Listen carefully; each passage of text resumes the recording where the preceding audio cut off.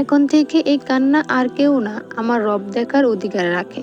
কান্না যদি রক্ত হয়ে ধরা দেয়, তাও যেন শুধু আমার রবই দেখেন।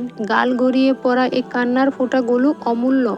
এসব মাটিতে পড়ে না, আরও সে পৌঁছায় অদ্ভুত প্রশান্তি।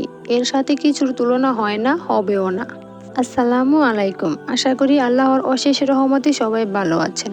আজকের গল্পটি সালাতুল হাজত মিরাকেল। এক বোন আমার ভিডিওর কমেন্টে শেয়ার করেছে। বোনটির নাম হলো জান্নাত আহমেদ। প্রিয় দর্শক, আপনারা চাইলে আপনাদের দোয়া কবুলের গল্প আমার চ্যানেলে শেয়ার করতে পারেন, যাতে আপনার গল্প শুনে অন্য কেউ অনুপ্রাণিত হতে পারে। নিচে কমেন্টে ও ডিসক্রিপশনে আমার ইমেল আইডি ও ইনস্টাগ্রাম দেওয়া আছে। গল্প শুরুর আগে একবার সকলের জন্য দোয়া করে নেই। হে আল্লাহ, ফিলিস্তিনি ভাই বোনদের আপনি হেফাজত করুন।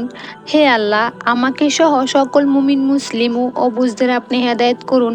হে আল্লাহ, যারা আমার কাছে দোয়া চায়, যারা কষ্টে আছে, যারা তোমার কাছে তাদের প্রিয় জিনিস চায়, তাদেরকে তুমি তা দিয়ে দাও তোমার হাবিবের উসিলায়।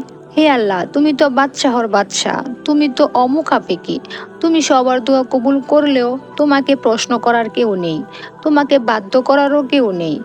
আল্লাহ, মেহেরবানি করে সকলের দোয়া কবুল করে নিন আপনার পবিত্রতার উসিলায়। আমিন। আসসালামু আলাইকুম আপু, আমি ইন্ডিয়া থেকে বলছি। আপু, আজকে আমি আমার একটা দোয়া কবুলের গল্প বলবো। আলহামদুলিল্লাহ, আলহামদুলিল্লাহ, আলহামদুলিল্লাহ, আলহামদুলিল্লাহ। আল্লাহ আমার দোয়া কবুল করেছেন। আমাদের স্কুল থেকে ভ্রমণ করতে যাচ্ছে, কিন্তু আমার যেতে ইচ্ছে করছে না। তাই সব টিচার স্টুডেন্টকে বললাম আমি যাব না, কিন্তু তারা কিছুতেই রাজি না, আমাকে যেতে হবেই।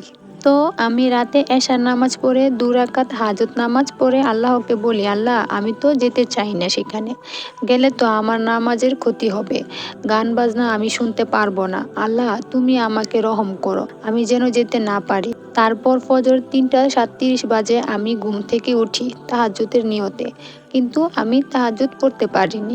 সবাই ফোন করছে যেতে হবে, আমি রেডি হয়ে গাড়িতে উঠি, 5 মিনিট রাস্তা গেলাম। শেষ সময়ও আমি আল্লাহর থেকে ভরসা হারাইনি, আমার বিশ্বাস ছিল আল্লাহ আমার সহায় হবেন।